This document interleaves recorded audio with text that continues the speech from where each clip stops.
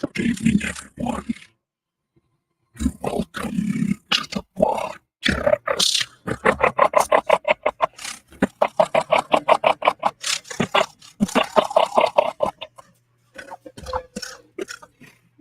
That's what you get. That is exactly what you get. That's what you get. You try getting artsy, shit happens. Are you happy now, Josh? Was that worth it to you? I'm sure it was. Yeah. You're so stupid. I had to feel like I was, in the mood of the season, right? Oh, yeah. Yeah, for those of you that do not know, earlier this week, Josh called me, and it was to show off this voice changer, and it had some that wasn't even the creepy voice. Apparently, he can do women and all that stuff, and I'm thinking like, this is great. This is wonderful. Totally do women. So yeah. I'm just thinking like, this is wonderful. This is he's going to be kind of like, this is a new way for people to what do you call it? When it's not the person that you're supposed to meet. What's that called? It's on the tip of my tongue. Catfishing. There we go. Just stop. We have a show, Josh. Get the hell off that. Like, that's. We have a show too. It's not even that you sound like a woman. You sound like a little girl. So that's. We are going to have. If you had no picture whatsoever, and we had like the wrong person watching the show, you would get hit up so many times right now. So I need you to take that off and just get back to having your video feed. And that way we can have a show where we don't have to worry about Chris Hansen showing up and trapping some guy in our comment section. So, Jesus. Anyway, so it's I'm excited about tonight. I love horror films. I really do. Actually, my favorite genre is horror. So I get really, really into new releases and everything else. And we have discussed a few times the topic for tonight, which is what we would actually like to see in a horror film, what we think makes them worth watching, what makes them, what at least leaves us with a 1 second. Let's see if this DVD box is going to get that corner. Nope. Okay. So sorry for those of you that are listening. Yeah. For those people that are only listening, Josh has his new background behind our pictures of this DVD logo bouncing around the screen. Think of like the late 90s, early 2000s when, if you're our age, when you were in high school and they were getting ready to show a DVD, you had this box going around the screen like that. And there was an episode of The Office where they had this same thing happening. Mm-hmm. Everyone gets excited the second that, I guess it's like all of our like some level of just attention sucking, content here, or like events. We all got excited if the DVD box got close to the corner of the screen. And let's see. Nope. Okay. It is something that we so this box is bouncing around. This DVD logo box is bouncing around right now. And I told Josh it's going to be distracting because if it hits a corner, I will be paying attention. I'm going to shout it out. So if you're just listening, you should be watching this live feed so you know what the hell we're talking about. But if you're not and you hear me get excited over something that's not remotely close to the talking point, that's what I get excited over. Just to give you all a heads up. Anyway, so what I was saying is that we discuss a lot about what makes a good horror film, or what makes a good comedy, or what makes a movie really worth watching to us. And we have varying opinions on what we enjoy in movies. Josh likes some things I don't, and vice versa. Right. But it's just one of those deals. Nope. Okay. So that's the other thing. If you hear me say nope, it means it didn't really get the corner. It just kind of like, banked off of one corner and onto the other, so one side to the other side of the screen. So anyway, so let's go ahead and dive into it.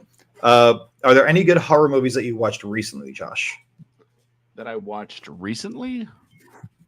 Yeah, you're not as much of a horror movie buff as I am, so. Well, that's absolutely true.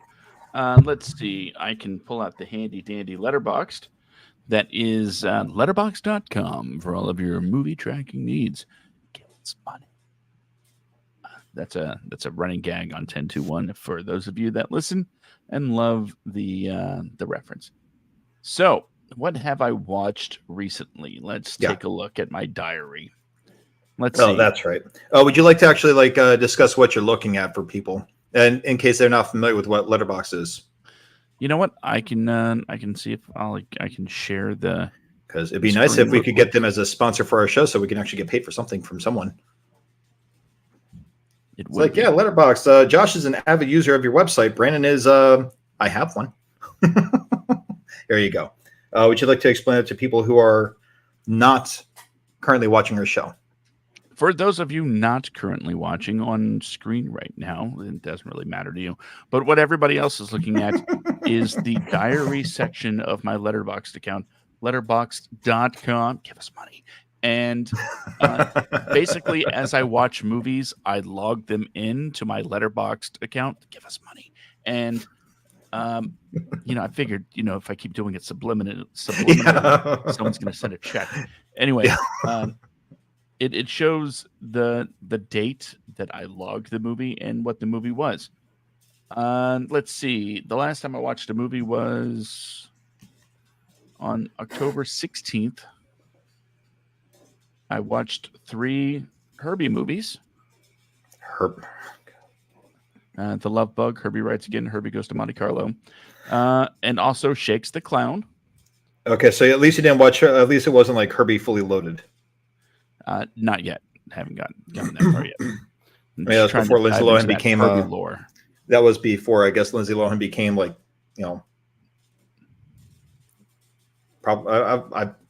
guess problematic. I guess in Hollywood. So I don't know what you're talking about. Let's see. This was scary. On the 14th, I watched the unauthorized Full House story. What the? It's a Lifetime movie. Oh, do they have actors playing the actors? Yeah. Oh my God. Where is this at? I got to watch this. You can watch it on YouTube. Oh, it's on you. Okay. Well. Yeah, it's great. There's even one part where the actress playing Candace Cameron is talking about how she's having issues, going to regular school for the first time in, so many years. And she's like, my brother Kirk's telling me I should be closer to God. I'm like, I understood that reference. Yeah. See, I watched a bunch of Ernest movies. And nothing wrong with those. Those are amazing movies. Those are masterpieces. Well, most of them are masterpieces. After there are a few that are not great. Ernest Joins the Army. Ernest, huh? Classic. I mean, it's funny. Ernest Joins the Army was hysterical with the whole the gummy joke that kept happening, how he just can't get it out of his teeth, but he still eats them because he loves them. But nothing. I still love Ernest Goes to Camp. It still remains as one of my favorite ones. Honestly, I want to say my list is Ernest Goes to Camp, Ernest Scared Stupid, and then Ernest Goes to Jail, and Ernest Saves Christmas. That's my list for the original 4 Ernest movies. What about the rest? After that, let's see. When Ernest Joins the Army would be the 5th one. Then Ernest Goes to School. Then Ernest Goes to Africa. Ernest Rides Again. And Ernest Rides Again. That's pretty much the last one. But either way, we're not here for Ernest. As much as I would love. I'm always here for Ernest, but I'm also always here for Pee-wee. And Pee-wee was amazing too. But we are here largely to discuss horror films. And we always do this thing where we have a topic and we get to a half hour into our show. And then a half hour later, it's time to go. So I think that we should just kind of dive in. No, Go ahead. Go ahead. Sorry, I didn't mean to be so rude. You were very rude. The 2, I guess 4 scary, quote unquote scary movies that I watched in October are No One Will Save You. That's a horror, right? I think it's more like sci-fi. I don't think it's really horror. It's just kind of like a sci. It's not really a scary movie. I'd say it's more like it's more like just like a sci-fi movie in the same way that Invasion of the Body Snatchers is sci-fi. It's still to this day is still my favorite alien invasion movie next to Close Encounters of the Third Kind. But Yeah, it's not horror. It's just How much Winnie the Pooh, Blood and Honey? oh, Jesus, that's not even horror either. I know it's supposed to be. It's Willy's Wonderland? I thought it was more of a comedy. Well, it's horror comedy. It's better than Five Nights at Freddy's. It's better than Five Nights at Freddy's, so I'll give it that one. You're going to get us canceled by tweens. I don't have kids for a reason, so try me. You wouldn't want me to open my mouth and say things, would you? Don't you understand? They run the internet. Yeah, but you know what? While teens are like, while it's like probably a good variable that I would get canceled at some point in my life, it would be a mistake. You are subject to some of my more lowbrow humor. Mm-hmm. And ladies and gentlemen, Josh has read things that I've written and immediately called me and asked me what the hell was wrong with me. So imagine if I actually decided to be like, you know what, I'm going to make one of these now. I'm just saying, there's going to be a lot of TikTok responses to your takedown of FNAF. It's okay. It's okay. They're going to come for you. But yeah, well, FNAF was okay. It was mediocre at best. It wasn't great. I'm sure if you're a long-running fan of Five Nights at Freddy, meaning if you're one of those people that was just learning how to PP standing up and using Cheerios to aim into when the game is brand new, I'm sure you'll probably be a little upset about that. But the thing is still, we're not here about Five Nights at Freddy's. We're here to discuss horror movies. So I'd say we dive into it. Okay. There was actually one that I was watching. I just saw Saw X, and I rolled my eyes so hard when that movie came out. I'm sorry, when I heard the movie was coming out. Now I knew it was going to take place before John Kramer died. John Kramer, for those of you that have not seen Saw, he is the lead antagonist of, I want to say the first,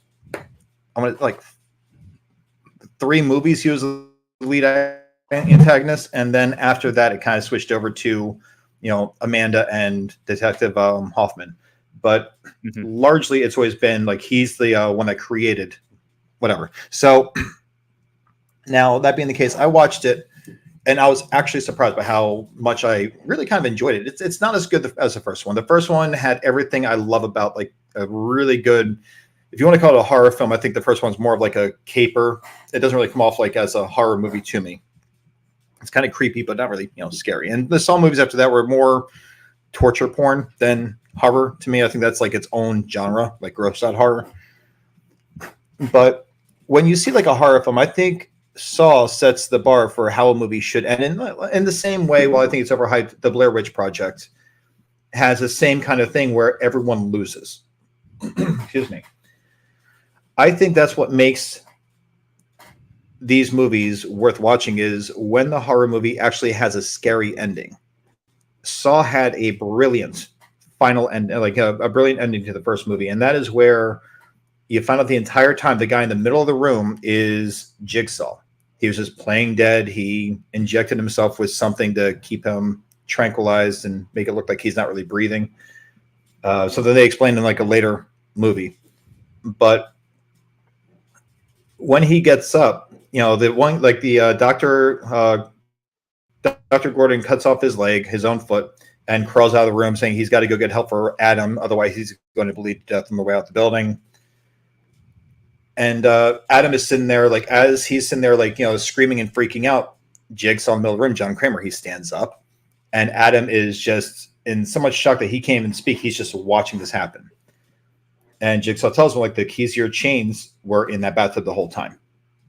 The chains that went down the drain the second he even woke up. It was, kind of messed up. So there's really no chance of him even getting out of that without sawing his foot off. But Adam is screaming in fear and terror. It's absolutely, these are like chilling screams that he's doing. But Jigsaw walks over, grabs the sliding door to this little disgusting bathroom that they're chained up in, and he shouts "Game over," and he slides the door shut, and you don't hear any music when the door shuts and the credits start. All you hear is him screaming and just like a black screen with credits. That right there, when I saw this for the first time in theaters, I'm like, shit, this is a damn good ending to a horror film. This is great. I hope they just make this one. They don't ruin it with a sequel. And here we are, like 20 years later. 10 movies in, one spinoff. You know, talk about making another spinoff, I believe, and more Saw movies. And like, just call it. You know.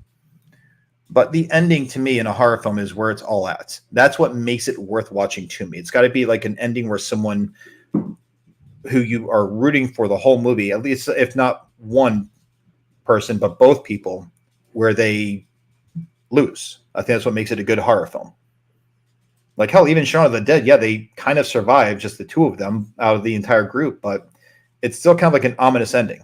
And it's still a funny ending too, because they just learn how to live with the zombies, but it's more of a zombie like a horror comedy.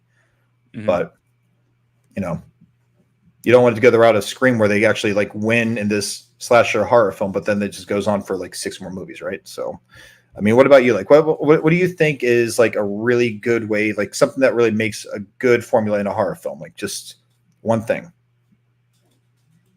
that makes a good formula for a horror film. Yeah, well, let me rephrase it. That adds to the horror film and makes like everything like copacetic in its formula. Well, I think you touched on something very briefly but didn't like kind of follow that tangent. Stakes. Oh yeah, absolutely.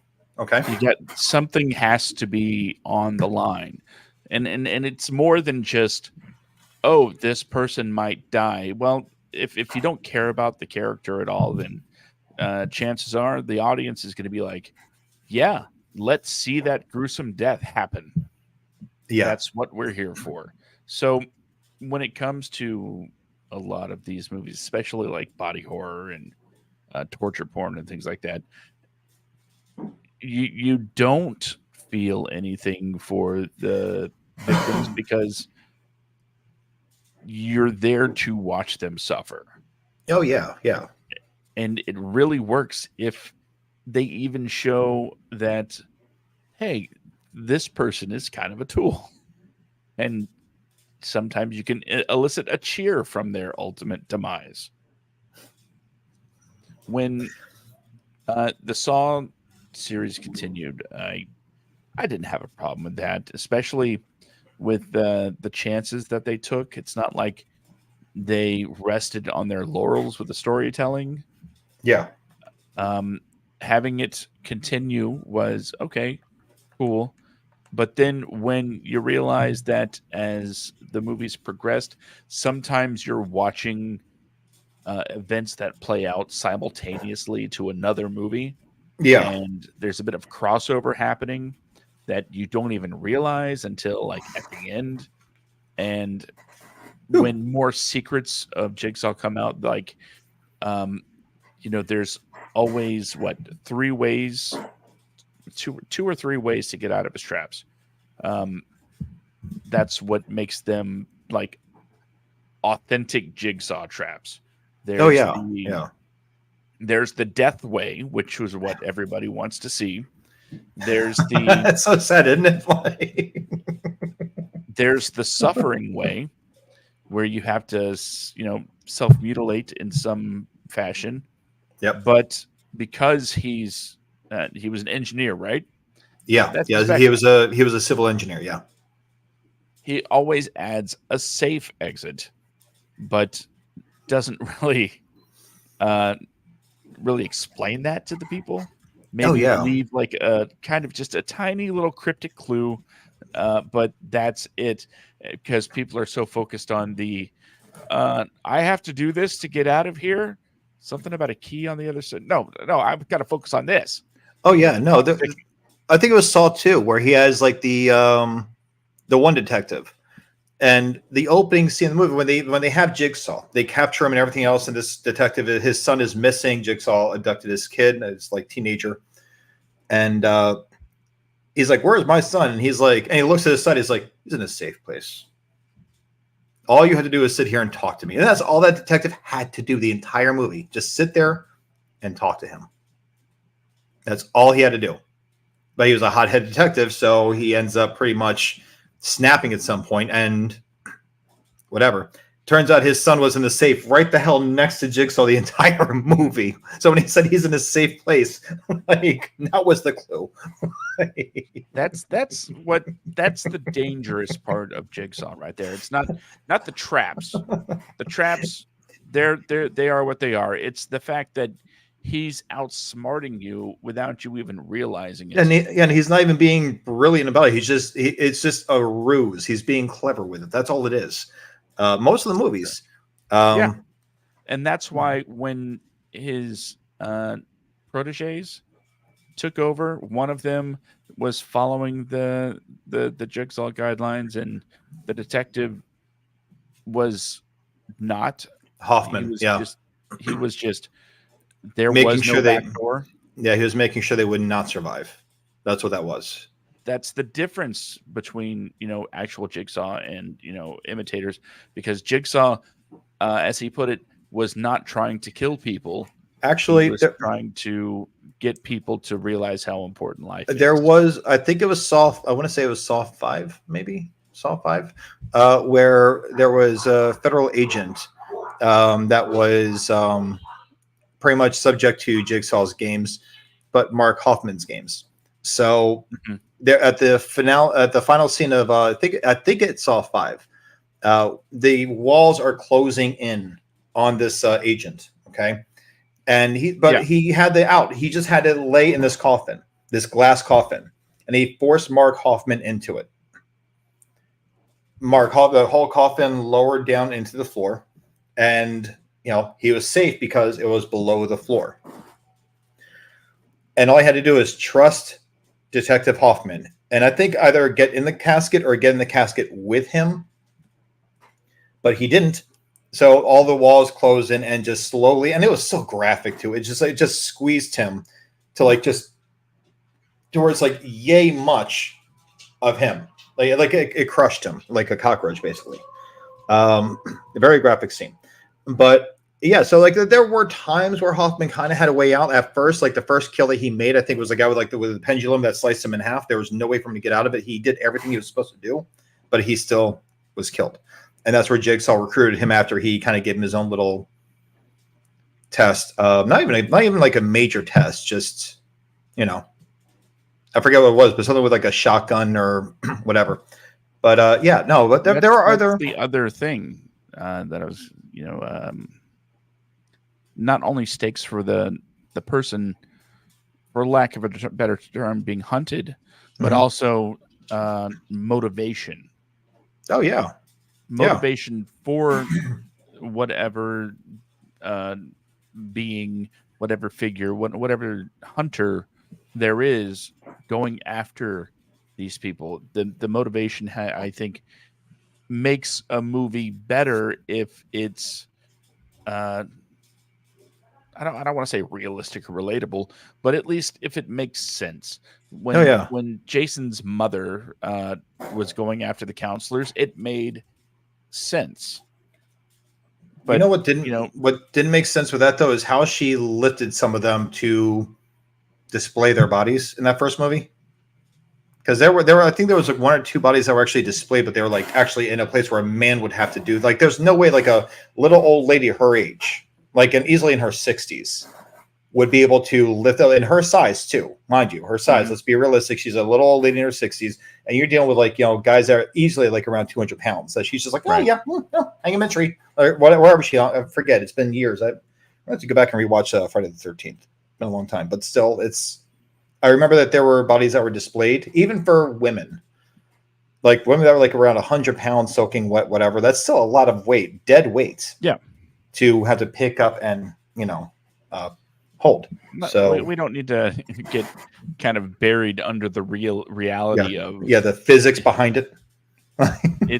Because otherwise, it's just, do we care about the victims, and does the killer have a point? Because at some point with all slasher flicks, minus Scream escapes this, I think, mostly because they change the killers in every movie. Movie.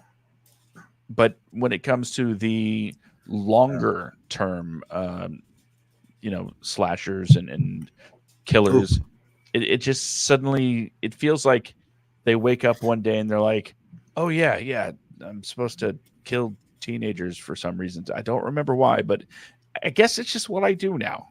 Yeah. See, I mean, but there are other things outside like the Flash. See, like the mind of like the killers in these movies, especially the Scream movies. I have no patience for at this point. It's just rated R Scooby Doo minus the dog. It's the same premise every damn movie. Oh, this time like the rules don't apply. Like, oh, they always apply. It's always the same shit.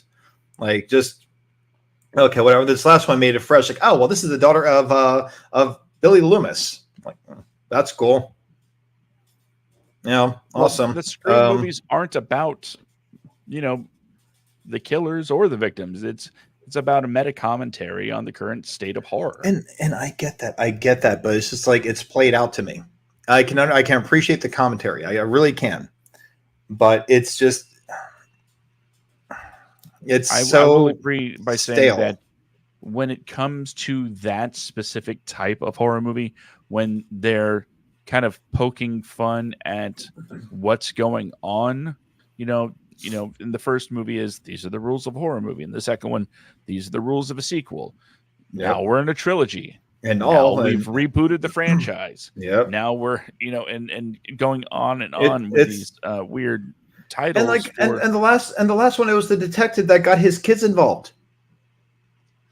I'm just like, okay, we I get still this. Enjoyed the movie, but I roll my eyes. Thing is, how much? There are a lot of movies, especially horror comedies, that take this same idea of poking fun at horror, from a loving in a loving way, and they do it better now. No, I agree with you. But and that's the thing. Like the Scream movies, I can't even discuss them because it just pisses me off. But I will finish talking about the Scream movies with one simple thing: is you don't have to worry about making it fresh and bringing back like all the legacy characters. Just even if it takes place like another town somewhere, you have like that officer. What was her name? Judy. I forget her last name, but Dewey's right-hand woman from Scream 4, I think. Scream 4, Scream 5, whatever it was, getting stabbed to death on her front lawn by the killer, and the guy no one is around to see this happen at all. And this guy was like hanging outside the house and everything else, messing with her in full ghost face garb and everything, whatever. But it's one of those deals where it's just like, okay, Billy Loomis slaughtered a bunch of people. His mom comes back for revenge against them killing Billy Loomis, despite the fact that he killed a lot of people. And then this one, it was just a wash, rinse, repeat of Scream 1 with the guy killing a lot of people. And then not just this time, I think they made they want to make it fresh by having not 2, but 3 killers now. Oh, no, there's also 4 killers because the guy that played Flash Thompson in the Spider-Man series was killed what's her face from the babysitter. So kills her in the opening scene. So you have 4 killers in this movie, but like the movie's about like these 3 killers who were seeking revenge for the son and their brother being killed at the end of the last movie. I was like, okay, this is okay. That's cool. We just watched Scream 1 and Scream 2 again. So moving on from that, though, it's so daunting to see some slasher movies because there are better movies out there. There are better movies that come out that have no problem discussing, I guess, modern day tropes and modern day society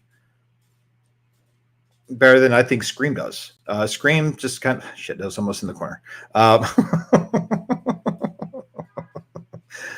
But then you have, like, as you mentioned, the horror comedies. The horror comedies, even in the horror comedies, like with the Scary Movie series, the first 2 at least, Sydney loses the first one because at the end of it, when she's in the street shouting no, she gets hit by a car. The killer survives. They took that from The Usual Suspects with the guy like with Doofy walking around, and all of a sudden he's like, you find out he's never been like a special needs person. He's always been very intelligent. But then the second one, I guess I was going to say you had Sydney lose, but I don't think she lose. Who was it? The butler, I think, got hit in the second movie, right? At the end of Scream 2? I think so. Chris Elliott, right? Yeah, Chris Elliott played the butler, and he was at the hot dog stand or whatever food stand it was that he was at. And as they're both screaming, no, he's mocking her, and he gets hit by a car. But Shaun of the Dead, Tucker Dale versus Evil. You have all these movies actually touch on certain things. Even The Cabin in the Woods kind of touched on a few things, like with society. So there's been a few things that have actually been touched on better than Scream ever could, or the sequels did. But my favorite ones, and also least favorite ones to watch, are the paranormal movies. Because it's so hard to find a really good paranormal movie, where the ghost is actually not defeated in the end. Because like these days, you have to defeat that ghost. Almost good. It's right there in that corner. I'm watching it. I think there was like The Exorcist. The Exorcist is a great movie.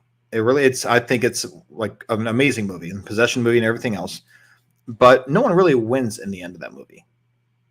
Even at the end, the demon's defeated, but at the cost of the younger priest's life.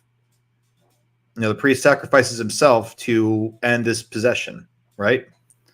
Throws himself out the window, tumbles down the stairs and everything else, and is dead on the ground at the base of the stairs. Darkness Falls pissed me off so much. Have you ever seen that one? I have not. It's like, I want to say like early 2000s. I think you should watch it, Josh. I really do. The opening scene is creepy as shit. It's about an old lady who is accused in the 1800s of murdering some children. But the kids always come to her when they lost their teeth, and she would give them like something in return. They called her the Tooth Fairy in that village. Mm-hmm. So children went missing, and they thought that it was her that did it. So they pretty much like executed her. And before she executed, she said, "What I took in kindness, I'll now take in revenge." Something along those lines. The kids were found shortly after she was executed, and they just wandered off. That's all. Oh, we're okay. Like, oh, you killed the nicest lady in the village. So at the 13th year, when I think you should watch the opening scene, and after that, just shut it the hell off. The opening scene is the best scene in the entire movie. Starts off with like this apparition, this vengeful spirit of this woman killing a kid's mom. The kid goes on to become the protagonist of the movie. Fast forward about 20 years, I think it is in the movie, like 10, 15, 20 years, somewhere around there. I forget. You find out that he's a basket case. She's allergic to light. She cannot go into the light. She has to stay in the dark. But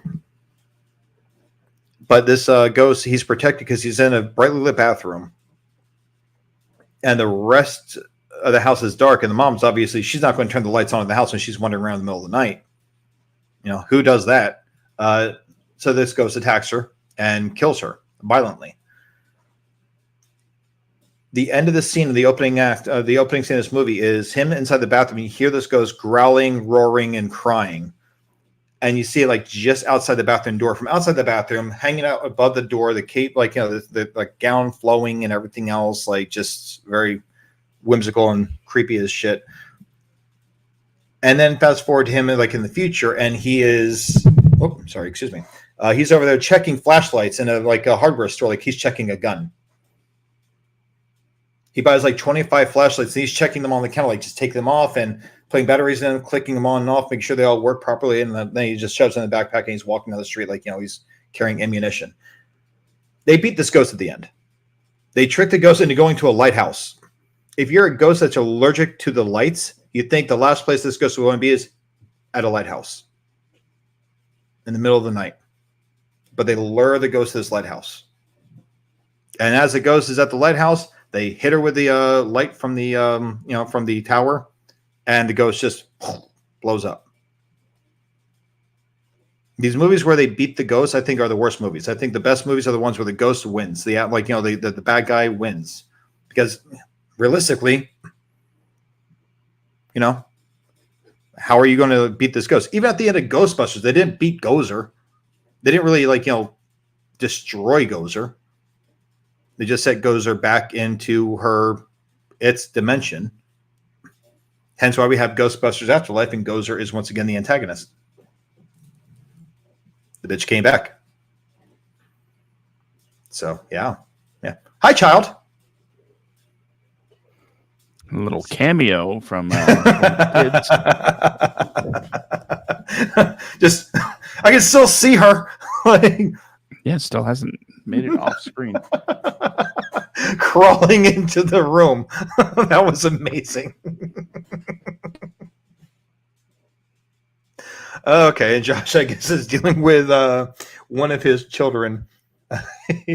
For those of you listening, Josh's child just popped in through the door, and I caught them, and then they come crawling. They step out of the frame, and then you see them at the bottom of the screen crawling back into the room, just on all fours, trying to stay low.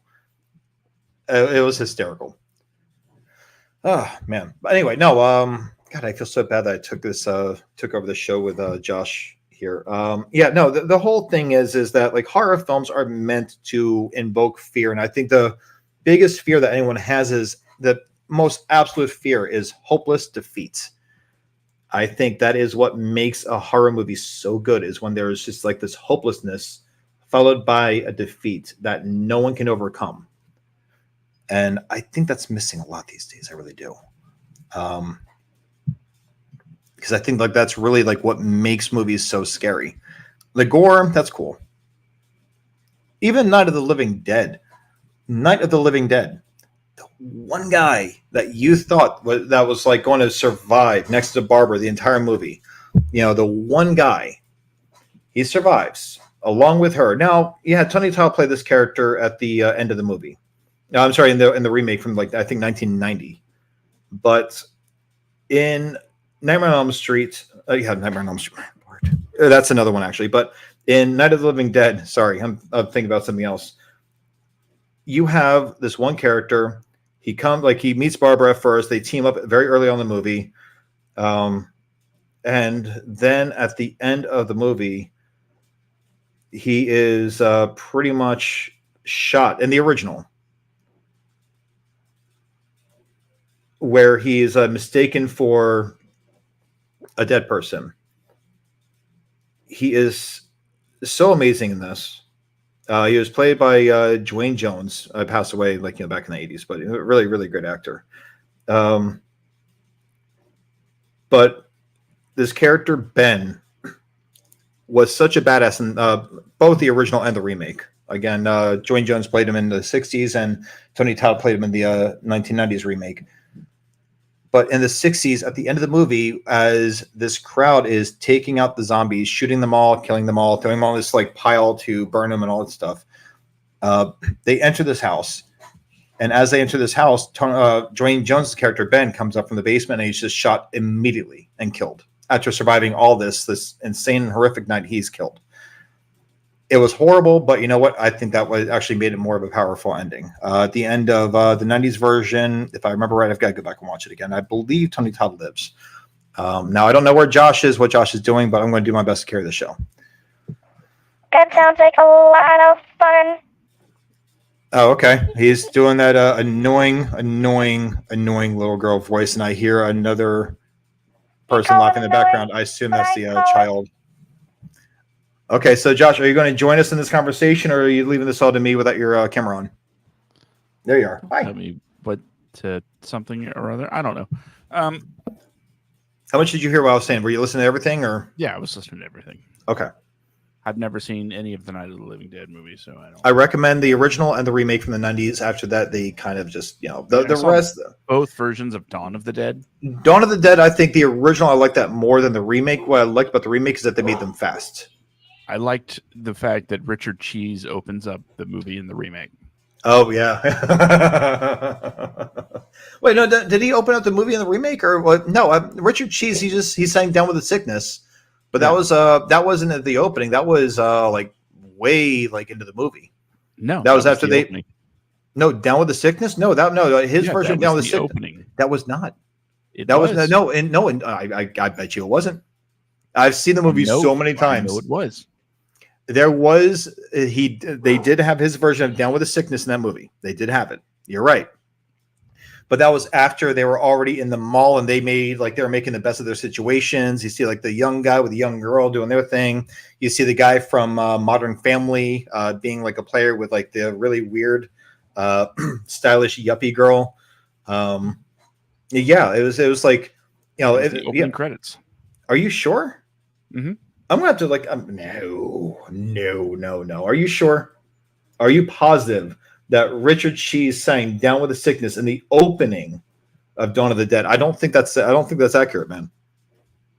Again, I'm a huge horror movie buff. My movie trivia with horror films is pretty damn thick. I'm going to be very embarrassed if that's the case. I thought it just opened up like just regular credits and. I meant to say Dawn of the Dead. I wrote Damned of the Dead. Let's see.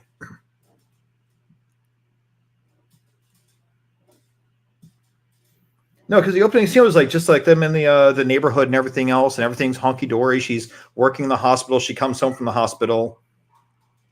Little girl skating. It shows her that she can skate backwards on her rollerblades and stuff like that.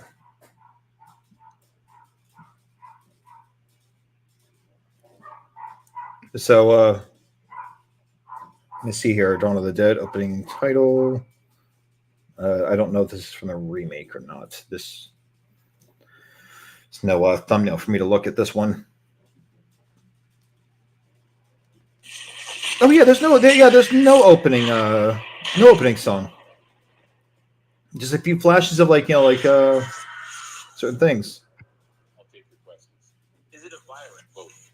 There's no opening song at all. One round, take your name. Oh no, it's Johnny Cash. That's who it was. It was Johnny Cash. So, and it worked. It worked amazing in this movie. Like the opening credits. It's been a long time since I've seen this. Like, I will say that this is one of Zack Snyder's only movies I actually really liked. So, wasn't complete trash compared to all of his other movies. Most of his other movies. Let me rephrase it. Most of his other movies. But the Down with the Sickness scene was like the mall. If you look up the Down with the Sickness scene, it was definitely the mall. I remember the montage of and abandoned mall. Yeah, and that was like midway, like past the midway point of the movie. That's when that happened. Yeah, the opening credits was Johnny Cash singing. Not Richard Cheese. Actually, I don't know what I'm talking about. Oh man, Magic 8 Ball that I have not destroyed yet. Is my movie trivia amazing? That's on. Most likely, old bitch. It's accepted its fate. It knows it's going to die, Josh. Anyway, so Yeah. Although technically, maybe it got confused because the thing that you asked, it did happen. It just happened at the wrong door. I don't care. You're just out for blood now. I'm out for blood, or not blood, but blue goop that's inside these things. I don't even. What the hell's inside of a Magic 8 Ball anyway? I don't think you're allowed to say goop. Gwyneth Paltrow. I just said that. Oh, you know what? No, never mind. I don't care what she thinks. She named her kid Apple. The thing is still like, but even Dawn of the Dead had a great ending. They still lost. Now we know they lost because the very end of that movie was them worried about the supplies on the boats. They find the island, and the boat is rushed by the dead. I thought that was great. Great ending. But then you go into, like I said, like the supernatural movies and all that stuff, like Nightmare on Elm Street. Freddy damn near wins every single movie. He keeps coming back. He doesn't really die. He's, even in Freddy's Dead: The Final Nightmare, he still came back to mess with Heather Langenkamp as herself in Wes Craven's New Nightmare. and then came back again in Freddy vs. Jason. And he still didn't die at the end of that one. He's just a badass. And Jason, same thing. But then you have like these remakes. Okay, let me ask you this. Okay, so we've talked about like how we think movies, what makes a good ending, or like, you know, what makes like a good formula in certain things. What do you think about like the characters in horror films? Like, There what are do you think? characters in horror films? Like the leads, like the protagonists, like the so-called heroes in these movies that kind of just, I won't really call them heroes. I just call them survivors if they do live. But like what are your thoughts on like that level of a character in a horror film? Because like there are some lucky ones. Like think of like Tucker and Dale versus Evil. They pretty much just survived by sheer luck the entire movie. Like everything works in their favor. So, but you know, like in like a regular movie, like a regular slasher film or regular horror film, think of like Scream or think of like Number on Elm Street, or any supernatural film you can think about, like, or even like The Exorcist. Like, what do you think about like what makes a good protagonist in these movies? Well, I think the first thing to realize is, as I said before, you have to have a reason to care about them, Yeah. whatever trait that may be. Do you have an example? Let's see. Let me pull up my handy dandy list of things that I don't have to remember because I have a list for it. Let's look at the menu. Okay. Anya Taylor-Joy, she's a part of this whole evening that's going on, and you kind of, she's the one that we're supposed to sort of relate to because she doesn't know what's going on. Are you talking about The Witch? Say again?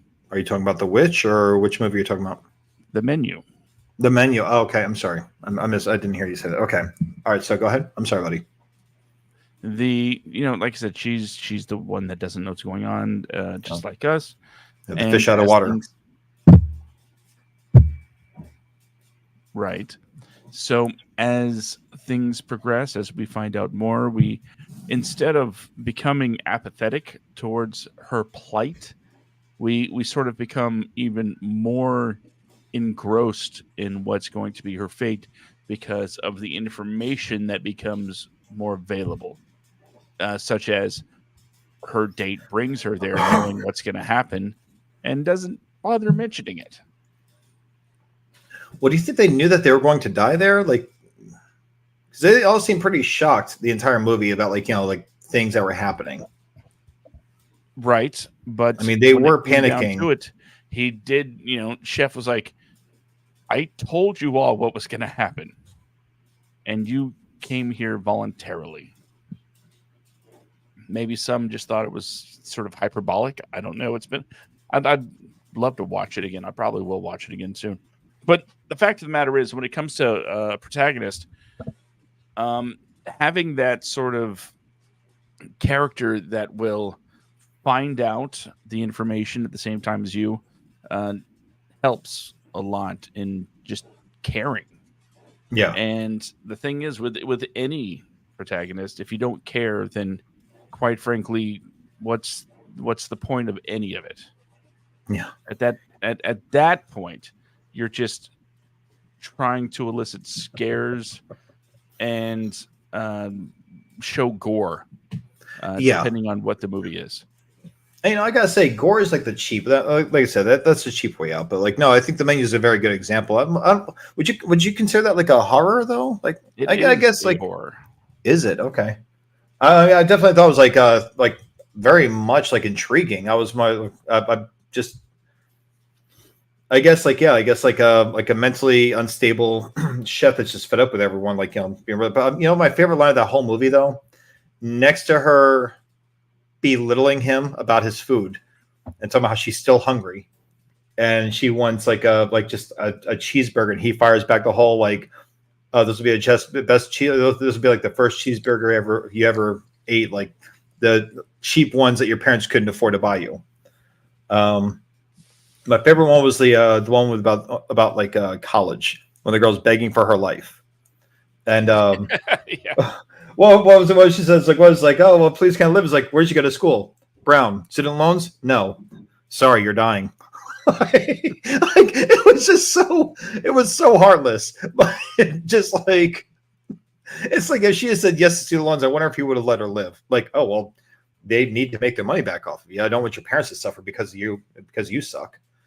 But Well, it was, about sort of a working class versus the elites, and how he spent his life developing this artistic ability with food, but the people that could afford it don't necessarily appreciate it. oh yeah, didn't he have like a line in there somewhere about like people taking pictures of his food instead of really enjoying it and whatever? Well, I forget what like you. I have to go back and rewatch the movie because it was a good movie. It really was. It sounds like these. But- I wish, that we didn't have these boxes separating us, and we can just Oh, I know, dude. I know. sit down and watch a movie and then go, let's talk about it. Oh, absolutely. I will, dude, I would love that. I really would. Well, I mean, when I'm in Florida in a few weeks, we can do that. We can actually sit down and watch a movie somewhere, whether it's in my Airbnb or whatever. We can actually sit down and enjoy. $800 to rent out a theater. Yeah, well, I'm not exactly money bags here, man. Like I don't have that. Like I would love that. I would love that. It'd be like, hey, I'm going to get like a digital whatever, and we're going to rent out like a room in a theater. Josh, Remember, what? we own a media company, I know we do. so we have to kind of make like we're floating in money because we're making a lot of money. Yeah. We're going to rent out like all of Rent Cinemark out Tinseltown, and Yeah. no one's coming in the entire day to any movie at all because we will have the entire theater and the concession stand at our beck and call. because we're also dicks. People walking out there and it's like, we'll have someone at the door be like, you can't come in here. Like, the WADcast is in here. Is like, they'll be like, who? Like, I'm never going to listen to that show. And then they start hate listening. and they start hitting this and they're I know like, you're there. you know what? Cancel Brandon. The hashtags have already started. I know. Oh, I should actually create that. I thought long and hard about creating a hashtag called Cancel Brandon just to see if it would actually happen. And just like start like a little AI thing of like someone else's face and someone else's voice talking about how bad of a person I am and hashtag just like raise some hatred towards me and be like, that way I can draw it towards the WADcast. It's like, can you believe the stupid stuff this guy says on the WADcast? Cancel Brandon. Well, I didn't make that joke earlier about survivors of horror films that I didn't make that joke on the show that I made about like, survivors of horror films earlier. So be happy I had that level of self-control. You know what? Now, Hold on. Now that I'm kind of things are clicking together in my head. okay, I'm like what? If we you specifically try to start a cancel Brandon movement, and we are talking about you, Brandon. Oh, I know. Yeah. It's going to be picked up by a very certain group of individuals that might think it means something else. Oh, dude. We'll get so many views. So many. And then they can actually be like, no, cancel Brandon. Talk about me that time. And it's just like, then the other side will be like, oh my God, we need to support Brandon. And then they'll sign into it. Oh, I'm trying this. I've had some very I've had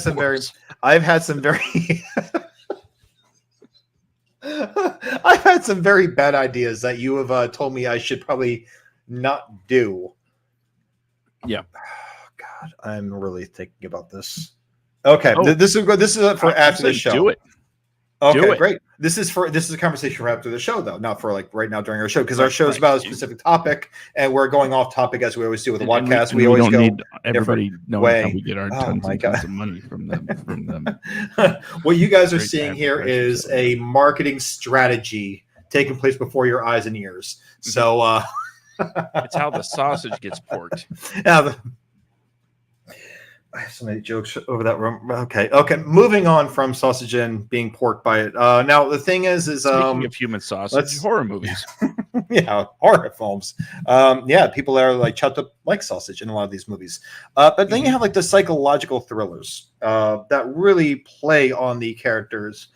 And I have to include one of my favorite, the only movie I really like by M. Night Shyamalan is The Sixth Sense. I thought that was his like, masterpiece. And it came too soon, in my opinion. Now it was perfect. I thought it was a brilliant film. But there has been nothing he's made, in my opinion, that has come out that's even come close to rivaling how good that movie was. Unbreakable. Yeah, not as good. Now, Unbreakable was good. I did like Unbreakable. I even kind of enjoyed Split. I have grown to appreciate The Village, and I've grown to even more so appreciate Signs, except for like the super religious ending part. But swing away.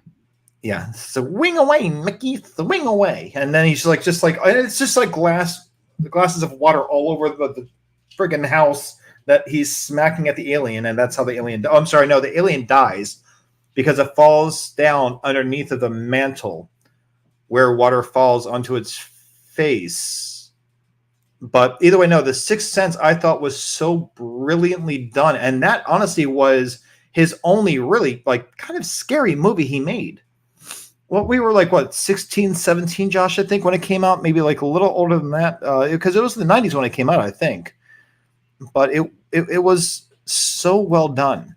Because even at the end, even horror movies. Huh? So I'm trying to find it on my list of horror movies. But so even though Haley Joel Osment gets like his help from Bruce Willis still finds out that he's been dead the entire movie. And that moment, seeing that in theaters for the very first time, I think that was probably like the last time my jaw absolutely dropped at the ending of a movie. I thought it was so brilliant. And then we got The Village. I'm like, oh, that's cool. And then we got Signs. I'm like, oh, that's cool too. I'm sorry, I think Lady in the Water came out somewhere in between. I kind of walked out of that one. And then it's just, I think after Signs, Avatar or The Last Airbender, that wasn't good. And then we got, I think, before that, we got The Happening, which sucked. What? I still remember. Oh, The Happening. Oh, yeah. What? No. Oh, God. And he's talking to like that one plant in an office somewhere. Like, now the opening was okay, but then when you realize, it's the plant's like spreading a mind-controlling pollen. There it is. That's cool. I only give it 3 stars. Bitch, it deserves more than that. No, but either way, so but that's a great example of the two protagonists of the movie. Because I look at the antagonist of that movie as really, I guess if you want to get into it, I kind of look at the antagonist of the movie as Haley Joel Osment versus Bruce Willis. But Haley Joel Osment is an antagonist in his own way. But for Haley Joel Osment, the antagonists were the ghosts. Well, I guess kind of like more so his bully in school, right? Well, no, actually, I'll take it a step further. His antagonist was his mom. That's who I think his antagonist was. Because like going back, we discussed this before, ladies and gentlemen. The structure of writing a good story and the big struggle between any good story is a good protagonist and a good antagonist are only as good as each other. Bruce, the protagonist has a problem. The antagonist is the one blocking the problem. Bruce Willis's problem is that he is trying to, I guess, repent. Right, Josh? I guess best way to put it. He's trying to like make up for his shortcomings with a previous patient. His previous patient could also see dead people, and he treated this patient like he was crazy. So in the opening of this movie, I think I'm right with this, Josh. It's been a long time. Like, correct me if I'm wrong here, man. But the opening of this movie, I believe his former patient came back and actually shot him. That was his former patient. And then when saw it in theaters. that's the last time he saw it. Yeah. Josh, you need to go back and watch this movie, man. At least I've seen it. No, I get that, but the opening season, Bruce Willis, opening season. My God, it was hunting season for him. Granted, because he did get shot, but he was hunted down. He shot in front of his wife. So I guess really his antagonist, I guess Bruce Willis had his antagonist being his wife, because he was trying to reach out to her, but she wasn't really listening to him. Yada yada yada. Mm-hmm. And I guess Haley Joel Osment's character, his antagonist was his mom. She didn't believe in it. She thought that he was like kind of like just weird, but she didn't want to say it. You know, she loves her son, but she's like just stressed out by him. It's like, so the whole movie, like they both came out on top. Bruce Willis finding peace, realizing that he's a ghost, and finding peace with the fact that spoilers. Well, dude, it's like a 20-plus-year-old movie. Everyone's going to be okay. Listen, if you have not seen The Sixth Sense since it came out like 1990, whatever, or 2000, 2001, I forget when it came out. It's way like 20-plus years ago. If you've not seen this movie, then it's your own damn fault. It's been out long enough, so it's like me saying, "Hey, Darth Vader's Luke Skywalker's father." No, like what? You shut the hell up. You know this. You have had your chance to see these movies. Not my fault. You never seen Star Wars. Oh, and it gets better. Well, I mean, then that's their own fault, not mine. So the thing is, though, is like they both had these great endings, but The Sixth Sense, it had this creepy factor to it. It really did. You had the drama side on Bruce Willis with him trying to connect to his wife, and you had Haley Joel Osment experiencing everything with these ghosts, right? Every single occurrence with these ghosts. 99. I thought so. Because I was 16 there, 16, 17 when it came out. 16. Yeah, 16. So I know. If I was young and innocent to the ways of the world, I didn't even swear back then. I was a late bloomer. But no, either way, so this movie comes out and it was just so well done. Like the shocking scenes of, Haley Joel Osment seeing like the girl that was poisoned, like sliding out like this thing from underneath of her bed at her own funeral, finding out that her mom poisoned her and killed her, basically. You have the scene where Bruce Willis realizes that the patient that shot him when he was a kid, when he was seeing him, he turns up the volume on this tape recorder that he would use to record his sessions, and he could hear the ghost in the background over the recording, pretty much begging not to be killed, because these ghosts are stuck in their own like timeline of when they were killed. Mm-hmm. It was so amazing. It was that's honestly like the last movie to make my skin crawl was The Sixth Sense. It was that creepy. I've not seen a film do that since. Not one. It's not available to stream anywhere. I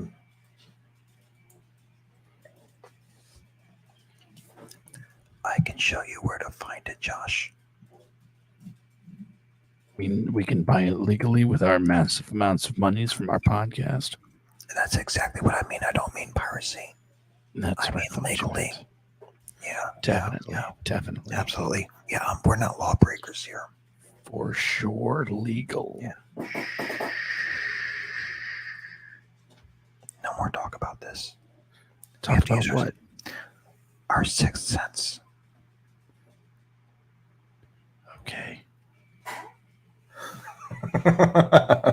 Anyway, no, but it's no, dude, it's one of my favorite things I own on DVD and Blu-ray. Actually, I have 2 copies, one of each. I actually think I have a VHS tape somewhere too. That's the weird part. Like I saw that, like, hey, that's how old I am, ladies and gentlemen. I have VHS tapes that I bought when they were brand new. Hey, look at this giant box. It's for sale for $25. Oh man, I feel old now. Should hook up and talk about VHS. Dude, I had to call and ask the people that have my VHSs, like how either heavy the boxes are or how full the shelves are, because I have a shelf full in Florida at a friend's house, And the guy's like, you've got 4 shelves, and each one is 3 rows back full of DVDs, like with the sides facing outwards. And then the other place where they're at, I don't really discuss where they are, but the other one is I've got like 12 boxes full, and these are like the Home Depot size boxes, like the big ones, like the big square one, full of these things. I'm like, shit. So I'm trying to think, like I'm calculating roughly like how much I have one VHS tape here in this apartment. I'm thinking like, let me just line this up and see how many this fits here. I've got it probably about I think, just judging from the boxes and the shelving units, dude, I probably got like easily well over like 3,000 VHS tapes. Like just dumb things too. I don't have like the rare collection that Matt McCarthy has. I don't have that. What he has is impressive to me. But you know, I even have a few Sweating to the Oldies starring no other than Richard Simmons. This guy. You know what? He's going to be on the show now.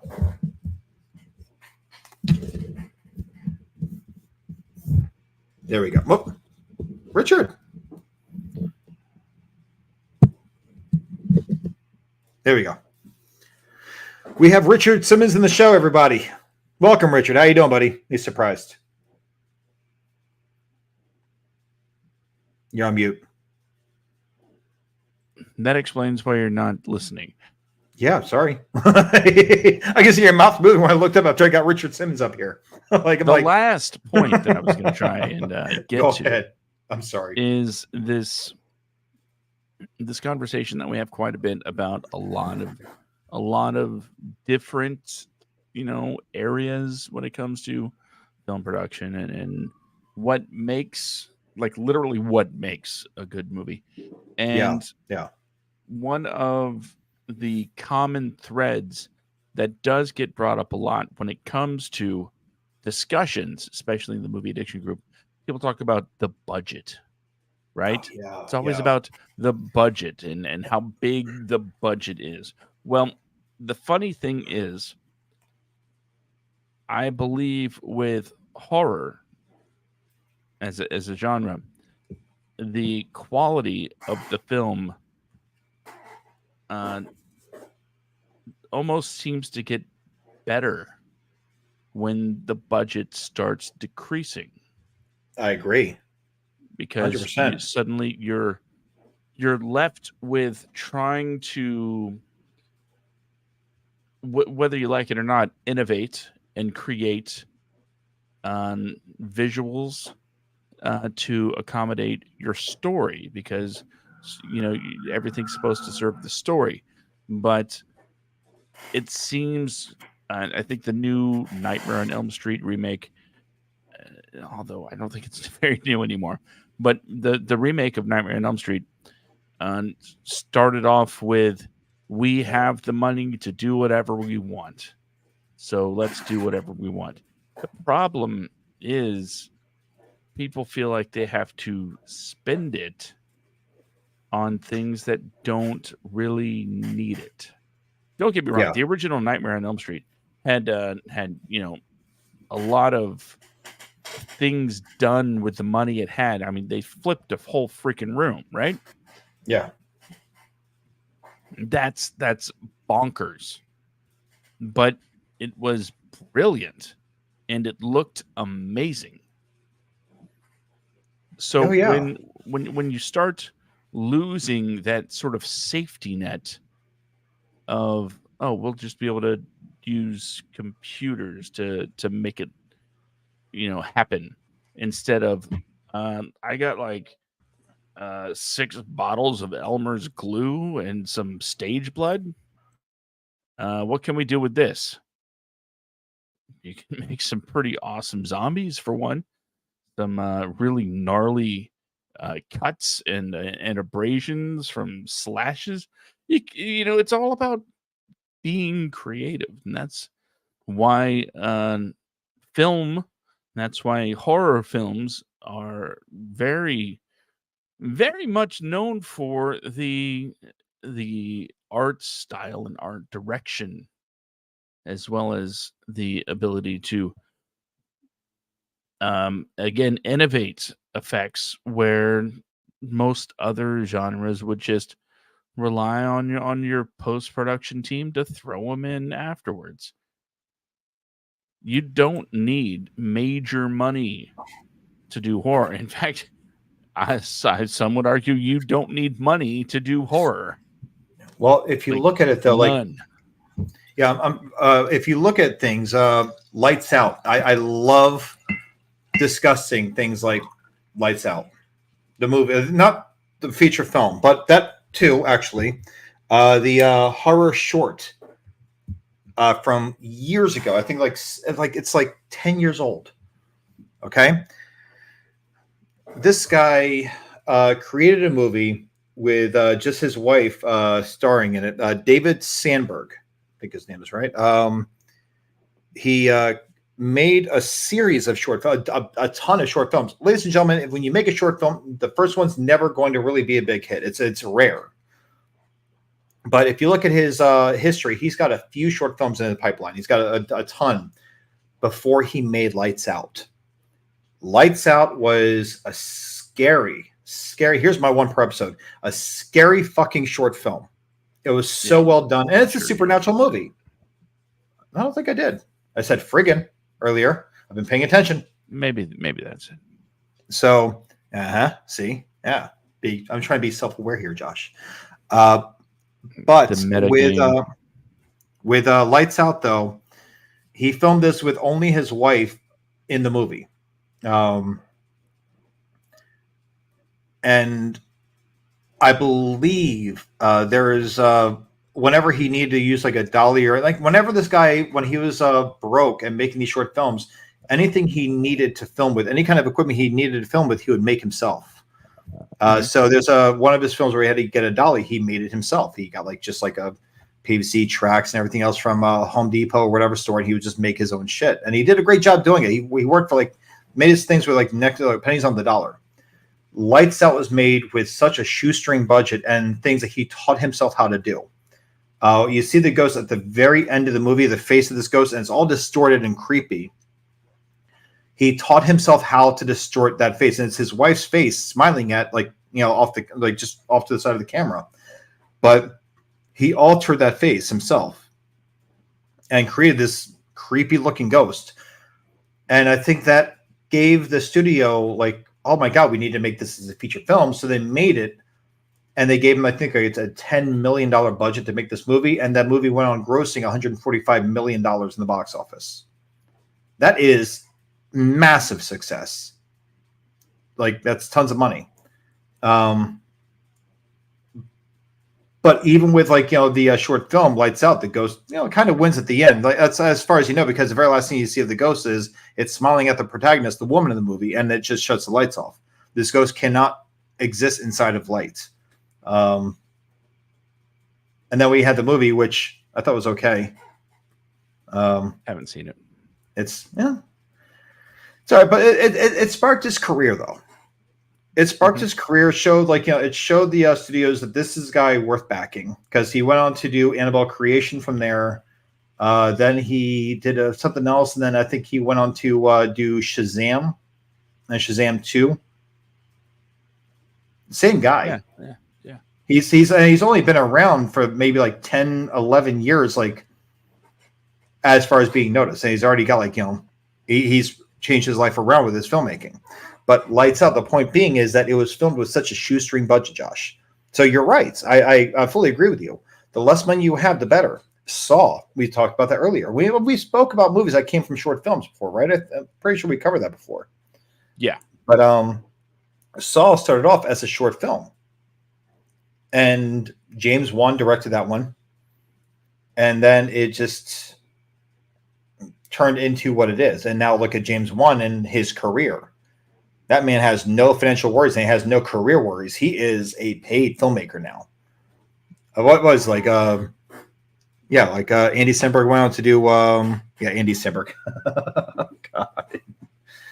Samberg went on to do Lights Out. Started with Lights Out. He went on to do Shazam. James Wan started off with Saw, went on to do Aquaman 1 and 2. I mean, just these guys are set, man. These guys are absolutely set. And they just came from independent filmmaking, short films of all things, with next to no budget. Yeah. So, but yeah, I agree with you 100%. Like, I think the best horror films have next to no budget. Night of the Living Dead, the original, did not have much of a budget. The Evil Dead. Oh, Evil Dead, same thing, dude. Yeah, there was those guys. I believe they funded most of that themselves, the original. And then when Evil Dead 2 came out, Evil Dead 2 really is just kind of like a remake of Evil Dead 1. It's more of an intimate thing because unlike Evil Dead 1, where they had like 4 characters, Evil Dead 2 has, 2? You know, Ash and his girlfriend. But, yeah, it's just like and that started Sam Raimi's career. But I mean, the difference is like that wasn't a short film. He had his first feature film. But the other thing is our own Mark Hensley. Okay, we've had him. I don't think he was on our show live. I think we had a pre-recorded interview that I conducted with him. Yeah, right. That's what it was, right? A pre-recorded interview. I would love to get him on here live. I've got to reach out to him. I'll actually try to give him a call tomorrow or Sunday sometime. He is currently filming his own very first feature film, and he's filming this whole thing on a shoestring budget. Now, granted, he does have his own equipment. He's not filming this with a smartphone. He has his own cameras. He has his own sound mixing equipment. For those of you that have not seen that episode, Mark Hensley is a person I know. He's a really great guy. He and his wife Peggy, love them both. But Mark is a professional sound engineer. He's worked on The Mayans MC, on Sons of Anarchy. He's worked on that new show with Sylvester Stallone where he's like a crime boss and he's like in the middle of like the desert town somewhere. I forget the name of it, but it's just first season came out last year. But he's working on that. This guy is an Emmy Award winner in his field. So this guy, like he knows his shit. But his current feature film, he's not a rich guy, so he's got to work with what he's got. And he's got his house, he's got his equipment, he's got his own, his own style of writing, his own style of storytelling, and he's using all this to his benefit. Hell, dude, Kevin Smith is we've talked about him, but I feel bad we left him out as far as like, the whole low budget thing that you're talking about. Clerks. Well, going with. But he took risks. I know. I'm just saying, but like while we're talking about like just low budget stuff. Yeah. But yeah, like I mean, as far as like the horror genre goes, you get creative with like no budget with horror, and some of the best horror films are made with such. Halloween, right? The first Halloween, it was made with such a modest budget. Look what it spawned into. And they also had to work their ways around things. They didn't have a budget to do what they originally wanted to call it. They wanted to call it The Babysitter Murders, was the original title for Halloween. The Babysitter Murders. It was going to take place over the course of, I think, like a weekend or a few days. And they didn't have the budget, so they changed it to one night, and they turned it into just like the Halloween night. They didn't have the budget for things like fake blood and all that stuff. They only bought one mask. And that was the James Kirk mask for like, I think like, a few bucks, not much. It was like $2 or $3 back then. And so they had to make their own things. But look what it turned into. It's a captivating story. Yeah, well, so I think it was is it listed as like one of the very first slasher films or like legit slasher movie? Yeah, I was almost at flasher movies. There was flashing in this movie, but I'm talking about like slasher movies. Or is that like Friday the 13th? That was like the first one to that entry. Well, Friday the 13th, I think, came afterwards. Okay. I gotcha. Let's see what Google Face has to say. First, Google Face. You go ask Google Face. I'll be right here waiting for you. Most importantly for filmmaking in general, Psycho is considered by many to be the first slasher movie. Well, no, I feel bad that I forgot about Psycho. But Psycho actually had a budget because it was Alfred Hitchcock. Psycho had some backing because of the name alone. But what Psycho did was the first I believe in filmmaking, where the person you're rooting for is killed in the very first act. Now it's been done a few times since then. It's been copied. Alfred Hitchcock, as much of a piece of shit person as he may have been in his life, that man was a brilliant filmmaker. Let's Really, see. it's funny how often really brilliant people are pieces of shit. God, I hate that. Anyway, go ahead. What are you finding? Well, it says Halloween Okay. jump-started the. Well, I'm looking at Wikipedia, the most reliable place on the internet. Yeah.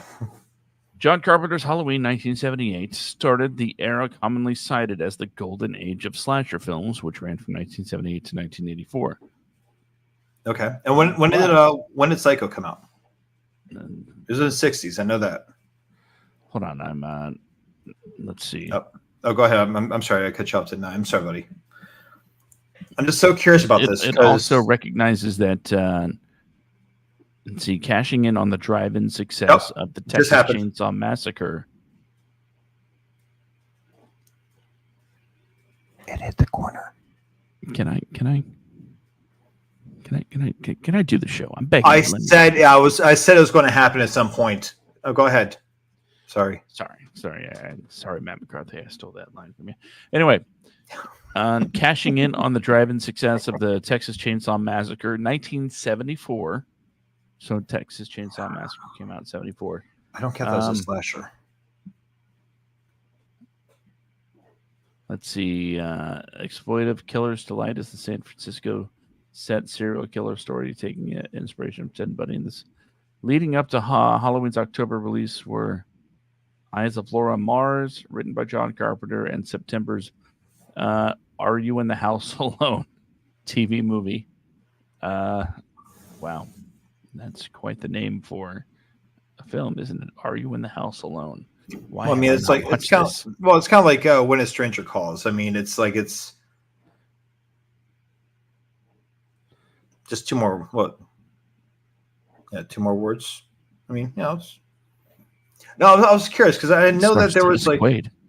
Well, I know that there was a break in the slasher because I know Psycho is cited as being the very first in its genre of movies, much like how George A. Romero's Night of the Living Dead is cited as being the very first real zombie film. Right. But when it comes to Psycho, okay, I thought so. I knew it was like 60 something, but with Psycho, 60 nothing, 60 nothing, 60 bitch. That's it. No, but with Psycho. It's one of those deals where, it might have actually created it, but then it went silent for a while.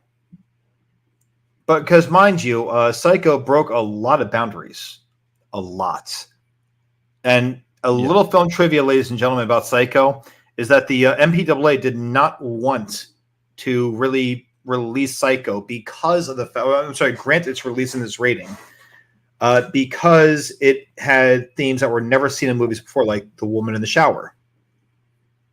Just suggested nudity. That's all it was. But at the time, I think after that, people lost their minds over seeing a toilet on screen in a movie.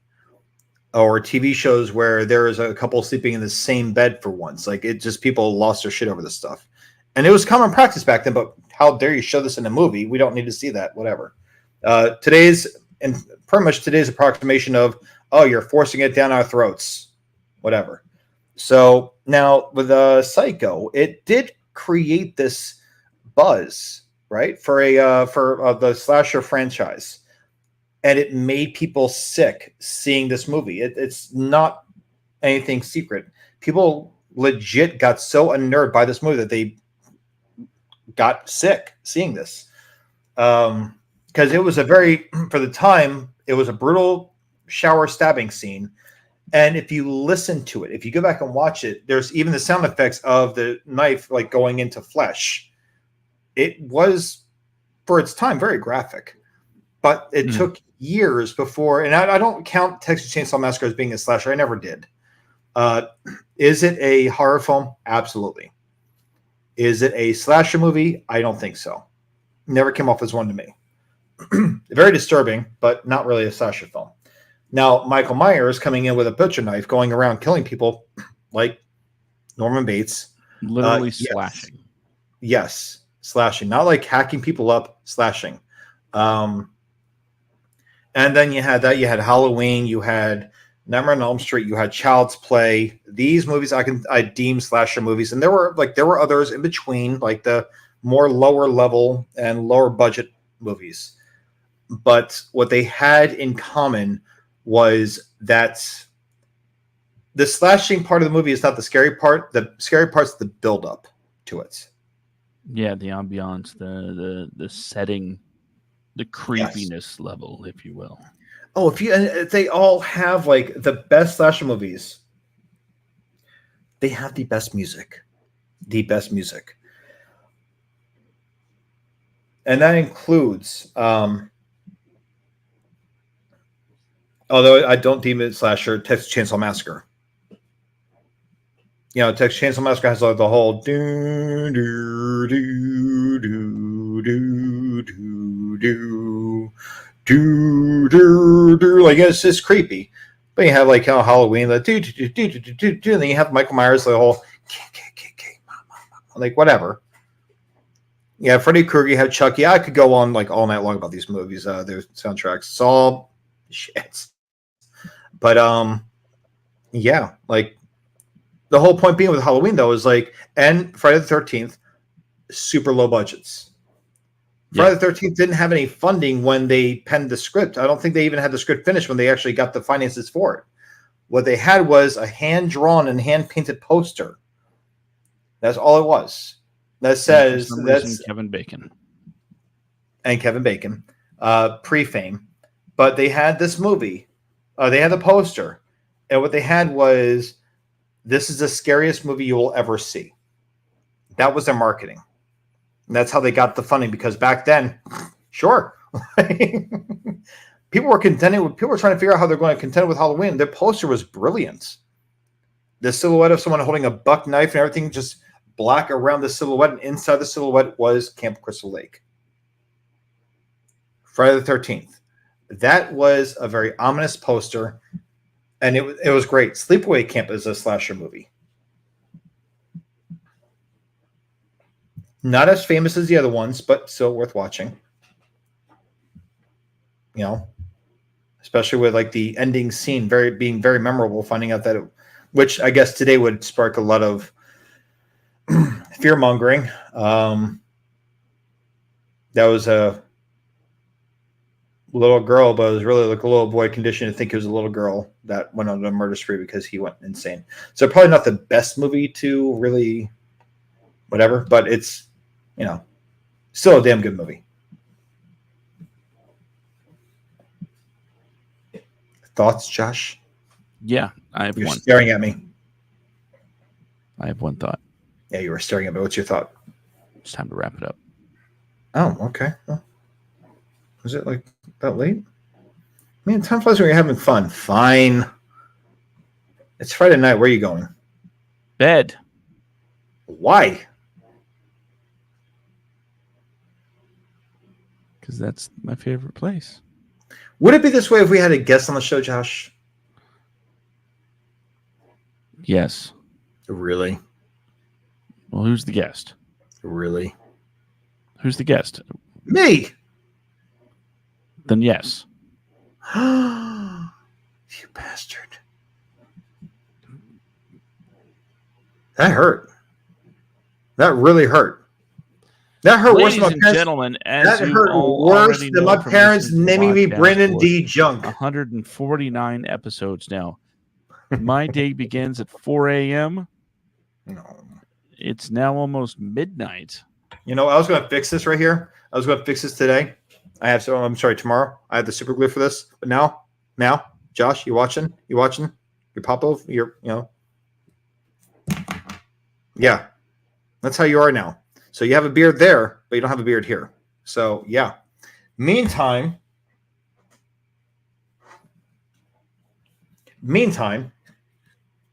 here's mine because the hair fell off. Guys, Funko Pop, West Hollywood, pretty awesome place. I would recommend you actually take these off and That's super funny. glue them because they fall off. I'm going to have my hair. Okay? I'm going to keep mine. Mm-hmm. You, my sir, are beardless. And you are more bald than a baby's butt sack.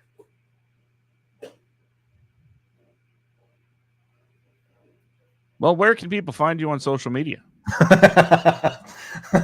All right, ladies and gentlemen, you can follow me on wow. If someone's just listening to this, they're going to be so confused.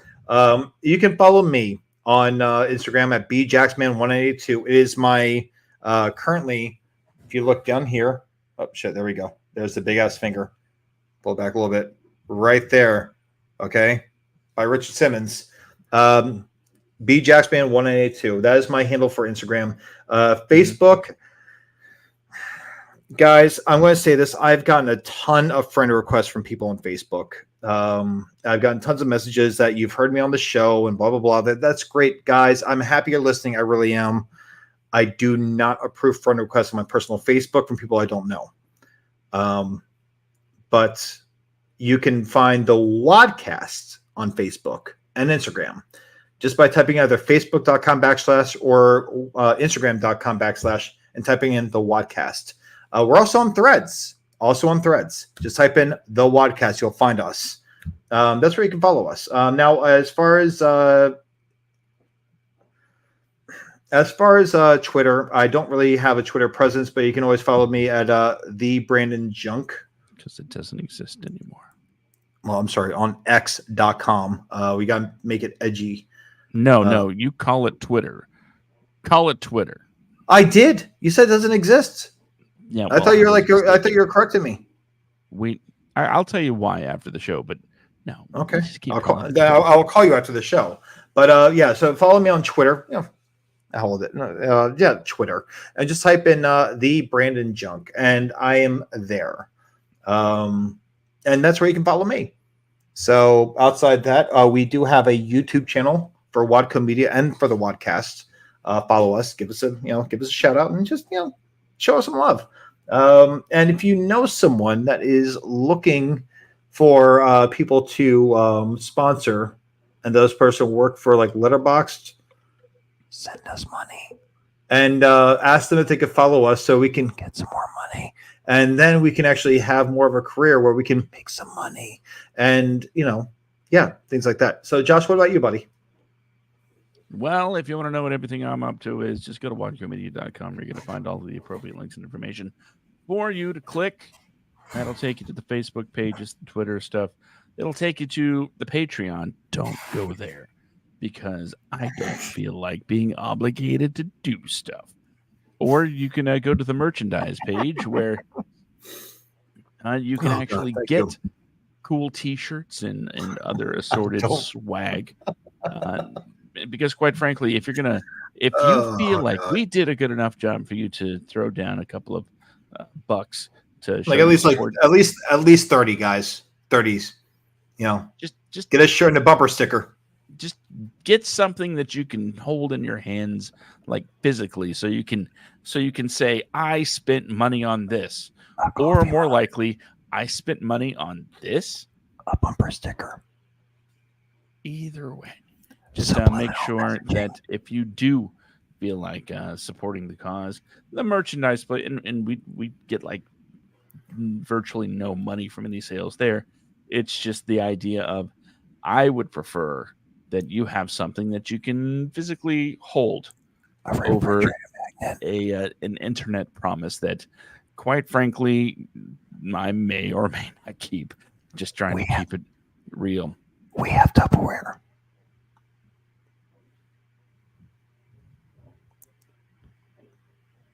You can buy Tupperware. Don't forget to go to moviesandmeals.com. We actually do have Tupperware. I made some Tupperware for the WADcast out of curiosity. It's being delivered next week sometime. Do you know how exorcists perform rituals? Go ahead, do your thing. I know where this is going. You're not going to get me. Just do your thing. But this demon is sticking around, so take that. then when it comes time for the music, it's the part of the show that Brandon hates. Not the message, but the music. Because the message isn't. We're not doing the message. No, I agree 100% with Josh's usual message. I just can't stand the damn music. The music is definitely not pertinent to the message we've been doing, because I just did that to irritate what's his face over there. No, thank you. Go ahead. I'll let you do the message. I'll shut up. The new message, as it has been, congratulations, writers. You done did it. You got your deal. Now it's time for the actors to get theirs. The actors are on strike. The Screen Actors Guild is on strike. We throw our support. We stand in their corner. We do whatever we can to make sure that it's known that we support the cause, because in this day and age, with the digital future here and now, these people that want to pursue and continue doing this wonderful, difficult profession should get just a taste of those sweet streaming residuals. That would be super. But in the meantime, because the strike is ongoing for the actors, we recommend you go to sagafterstrike.org or entertainmentcommunity.org if you feel like you can help out in any way, shape, or form. That could take the form of financial help. That could take the form of filling up a cooler with some bottles of water, heading down to the picket lines and showing them that you're with them, standing in solidarity. Or maybe you just tweet. I know it seems silly that, like my tweet's going to make a difference. Well, when millions of them happen at the same time, somebody eventually takes notice, because for some reason that's an important metric, or at least it was. I don't know if it still is. No, it is. It is. They notice it. They really do. The fact remains that if you do stand in support of the actors and what they're trying to do, what they're trying to accomplish, then by all means, no matter how big the help, or no matter how little you might think it be, every tiny bit is another step up for the support of the actors on strike. And until this strike is resolved, and that will continue to be the message. By all means, we love and support anyone that could possibly take the time, take the effort, no matter what their skill level is, to create art. But right now, we need to focus on making sure the message is out there, the actors are on strike, and hopefully the producers will, get on board with the program and come to an amicable solution. Boom. Absolutely. And there are ways that you can also show support. There are the strike picket lines and locations that you can find on the actual SAG website, the SAG-AFTRA website. So if you go to sagafterstrike.org, there are actually, I don't know if you can see this or not, like if my phone's like, what? Yeah, turn this off. Really, that's the wrong one. I'll just post this on our Instagram and on our Facebook. There is a link they can go to find out where the strikes are happening. So if you live out here in California, if you live in Southern California in like LA County, or are coming out here and you want to show support, then I will have a link for you on our WADcast page, and also have a picture, screenshot of where this link is on our Instagram, to where you can go and find. That's exactly it. Yes. This is where you can go to find out where these strikes are happening and what times. And please, if you're going to go, just go to stand in solidarity. Don't go for autographs, because there are celebrities that are in these strikes as well. You have tons of celebrities that come in here. You even have like Danny Trejo, who has Trejo's Tacos, that has gone there just to drop off lunch for people. Yeah, he's on strike too. He's an actor. but he owns his restaurant, so he stops by there and things like that. Bring what you can. These guys are out there for hours. They want the industry to go back to filming and for entertainment to go back into production. But more importantly than anything else, they want the wages, not just the millionaire actors, the top 1% of actors in the industry, but all those below them to have a fair shot and fair pay. That's the whole point of this strike. We've covered this, I believe, Josh, right on the WGA and why they were on strike, and the misconceptions. Yeah. SAG is no different. SAG is right there. These guys, most of SAG are low-level actors that are even happy just to get a talking line in a TV show or a movie, if they even make it that far. They're not paid much. They're paid less than most regular working people for their craft, but they are people that have full-time jobs to make ends meet. This is their dream. So let's help them out. So I'm going to have this link posted on our Facebook and Instagram pages. And so if you guys want to come out and jump in the line, I was there with WGA. I've not been there with SAG yet, but I'm looking forward to being there with them sometime in the next week or two. Just a little preoccupied, but absolutely please check it out and show support and realize that these people are just people that are trying to make their things happen and get paid fairly for what they're doing already. So that's all I got. Okay. See, I joined the final message. Yay. And it wasn't like a drunken Uncle Brandon kind of thing.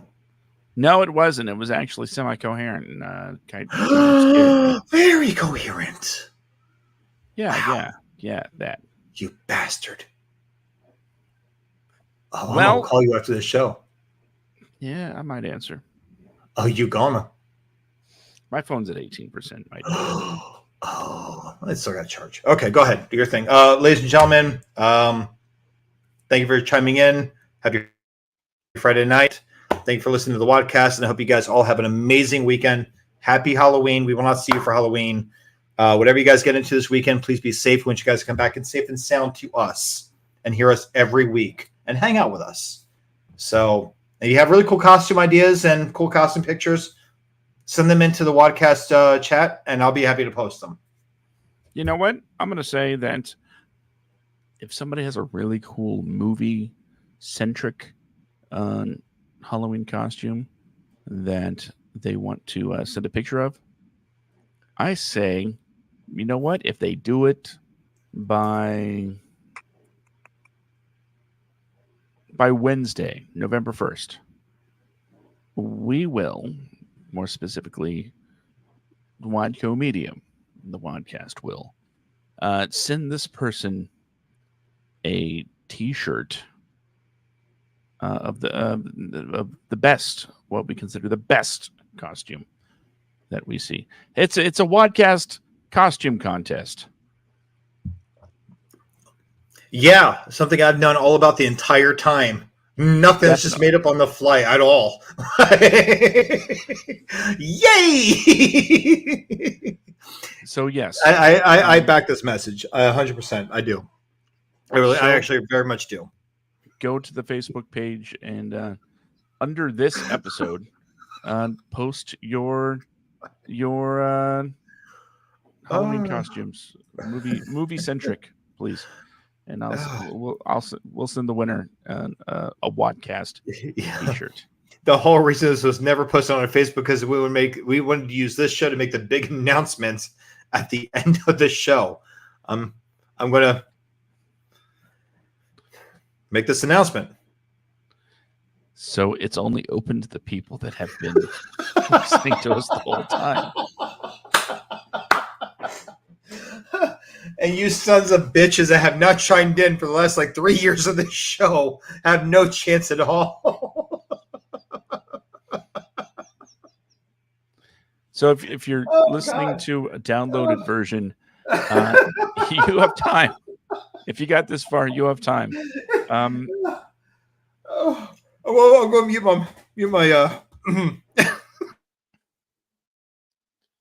This is going to be our secret contest. I say secret. I say it on the show. It's well, quite frankly, I'm sorry. I'm just watching Brandon lose it. It's great. He muted himself. He's doubled over right now. Oh my god! No! Put your pants on, Brandon. It's not that good. Oh, I guess it is that good. Oh dear Lord. Sorry, Mike. I just turned it on. Okay, I think I got that. Oh God, I hope I got that out. You son of a bitch. Yeah. So we're going to send like some free shit to people. That has the best. Sorry, my voice is cracking. I was just like laughing and tearing up a little bit. To the person that has the best costume idea for Halloween, holiday that I'm actually sitting out this year. But sure, yeah, if you have a better costume, movie themed costume, and you are currently following us, and we will look and take screenshots. People, more specifically, I will. And if you're following us, we will send you some free shit. So the rules If are: you have the better costume, follow us on Facebook and post the picture to episode number 149 in the comments, and that is our. That's it. That's all. That's all it takes to enter, and you can get a free shirt. Can I actually say one thing? Because this is the 27th, correct? Today, currently, I will say this: that well, while we were talking about ghost, this is going to sound like such dark humor for me. While we are talking about ghost stories and ghost movies and everything else and horror films, this is not a horror thing or anything like that. I will take this one moment, the first time that I can do this on the WADcast, and do it publicly. I will say happy birthday to my late fiance, Judy, who passed away 18 years ago. Happy birthday. We're talking about ghost shit, right? So there we go. Happy birthday. Is that too far, Josh? Is that too far? Is that too much? I mean, she's dead, so I mean, kind of like goes into the whole thing. Been like 18 years. Yeah. It's, well, then you know what? Let's go ahead and get rid of the whole thing. It's 27th. Judy, happy. What would have been your 38th birthday? You're awesome, and very much missed. So happy birthday. And let's see if I can cancel that one because my humor. But listen, dark situations breed dark humor. So there we go. So that's all I got. We can always just edit the shit out. It's fine. So yeah, let's go ahead and call it, and we'll get out of here. There's no editing in baseball. There can be. So let's go ahead and call this, and we're done. I don't know how to do that. I do. I'll help you out. We got this. Broadcast live. Yeah, I know we can still edit live videos. We can do that, so we can take care of this. So anyway, ladies and gentlemen, you guys have a great weekend and happy Halloween. And please be safe because we want you guys back here next week and every week after to hear our sweet and sultry voices. And hopefully start joining in the lives with us. We would love that. We really would. We definitely should have done the show like 20 minutes ago because now there's a terrible way to end the show with that joke. And also I might have to spend money on people. That's just messed up. How did this happen? How did we get to this point? Okay with it. They can't cancel me for things I'm okay with. So, ladies and gentlemen, oh my God, she died 18 years ago. Now, let's just. On that note, the internet is telling us that ladies and gentlemen, have a great Friday night, and shut up. Goodbye, Josh. Because he just went totally roboto on that one. His connection dropped out. He's frozen.